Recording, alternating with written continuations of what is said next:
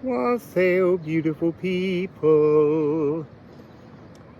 So, I guess this is just a quick recap and an explanation of the next leg of this journey. So, I arrived in Gozo and got a message between the 11th and the 19th, something very significant needs to take place. And I didn't know what that would be. I was planning to stay in Gozo for the whole of that time. But I had my epiphany about my brother. I dealt with a release, and it was very clear that part of a protective comfort that I'd put on his death was a kind of spiritual egotism to assume that his death was all about me learning something. And partly that is true, but also his death is his death. It was part of his own journey to die young and to allow that to ripple out and affect the lives of so many people. So I let go, and it seemed too easy. I mean, initially when I arrived, there was a rage around me, a huge fury, divine fury. And then recognition inside that energy. It had to be felt to look inside it and see the truth. And that's dealt with. It's properly releasing him to be what we will be next time in another life. But the message when I got to the Azure window to go and swim and couldn't, I came out of the haze. I've been all over Malta twice, and once to Gozo to see where he died, and I have no memory of any of it. But I got to the Azure window and I woke up and I recognized everything around me. The Azure window has collapsed. It was there when I was last here. And in itself, that's a message of nothing is forever.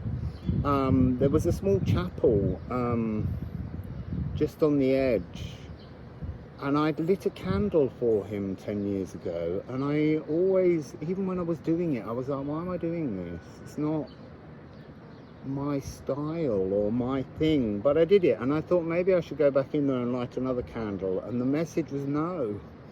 You lit the last candle so that when you came back, it would wake me. I would be woken by that memory so that I could pass away that energy, move on from that energy, which I did. But then I also knew I had to go. It was like, you have to leave and you have to go to Delphi. I've often thought about it, but it wasn't in my mind. But Syracuse was a temple of Apollo, and I was connecting at that point with Delphi. And now I know I have to go to the Oracle of Oracles. I need to go to that space. There is a stone that represents the navel frequency of a psychic ancient world. And I think I need to sing there and read cards there and draw in the energies. There are new messages coming from that oracle. I sense that it is still a beacon that's rising and trying to retune. There'll be a lot more about that when I'm there. I'm leaving on Monday. Monday is the new moon in Cancer.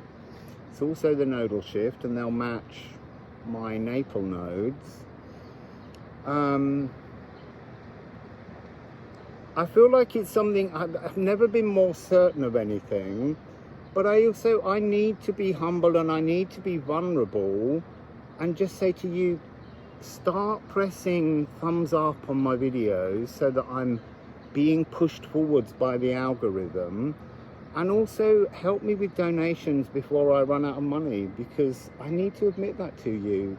I've spent all my money trying to bring you these messages, and yet I barely get anything in return. But I just keep going on because I trust the messages, I trust the cosmos, and I trust the love that is shared here on this channel between you and me. So help me out.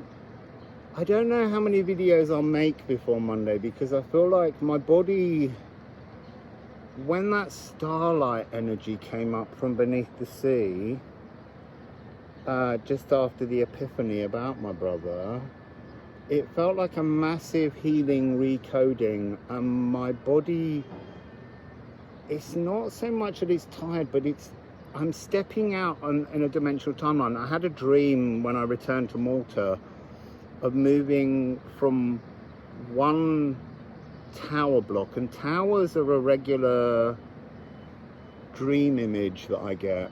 So moving from this one tower block into a new tower block. But the tower block, it was all to do with veils and curtaining and choosing how to decorate the new space. So it was almost like leaving behind the past and its anxieties and its traumas and its sadnesses to move into this new joyful energy. And that excites me. It really does. It's like body hopping, changing dimensional timeline.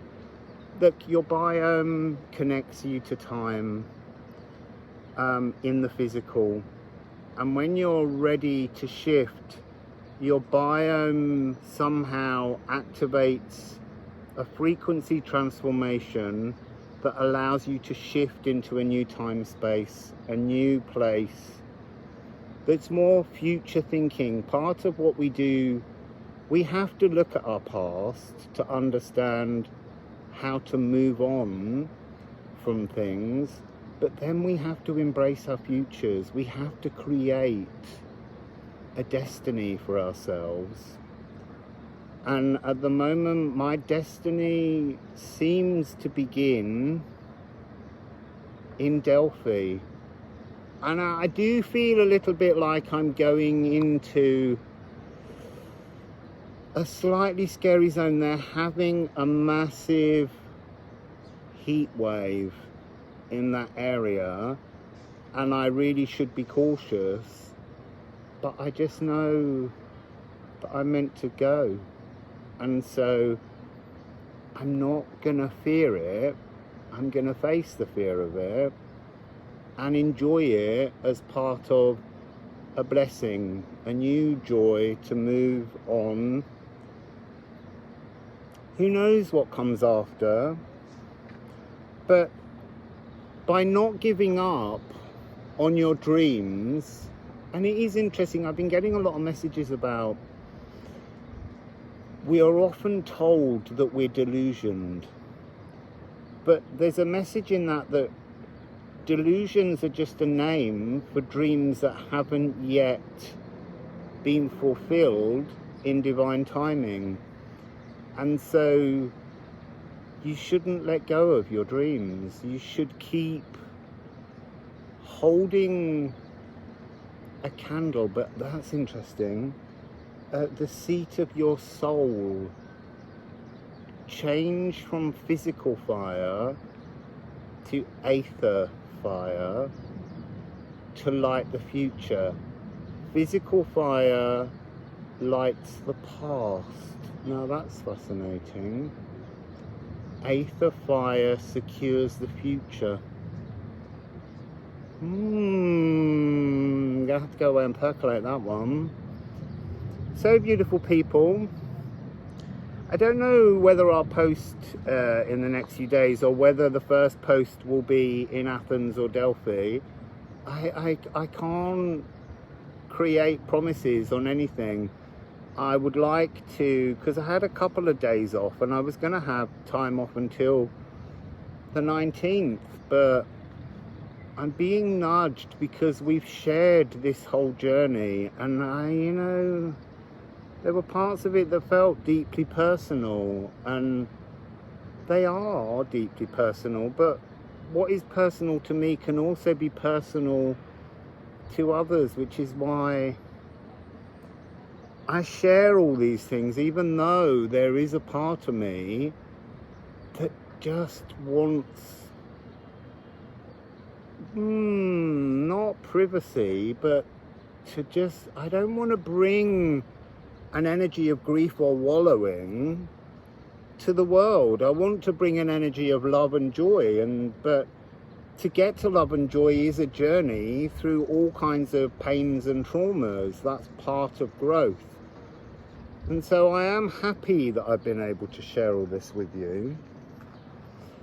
And let's see what comes. So press thumbs up, please, help me, and then send me a donation and activate the energy of a mirror of abundance that we can all journey with. Because I don't know what happens if I run out of money. I really don't know. I'm assuming that that won't happen, because there feels like there's a destined path in Delphi. But sometimes we need to be vulnerable and we need to be truthful, and I need to just say, I need your help. You know, I do what I do to help you and to help me, but right now I need your help to continue my odyssey. So, thank you.